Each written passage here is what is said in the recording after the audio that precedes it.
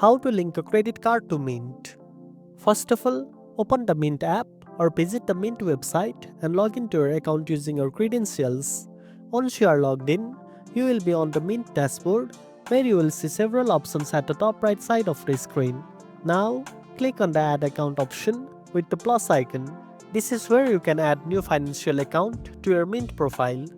Next, search for your credit card provider by typing its name into the search bar. Mint supports most major credit card companies, so you should be able to find yours quickly.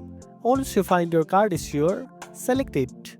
After that, enter your online banking login credentials for the credit card account. This includes the username and password you use for your credit card's website or app. Mint uses this information to securely connect and pull your transaction data. Make sure you enter these details carefully to avoid login errors. Once Mint verifies your credentials, it will sync your credit card account automatically. You will then see your card balance, reset transactions, and spending categories directly within the app. This allows you to track your expenses in one place along with your other accounts. If you have multiple credit cards, repeat the same steps to add each one separately. And that's it. Now you know how to link a credit card to Mint.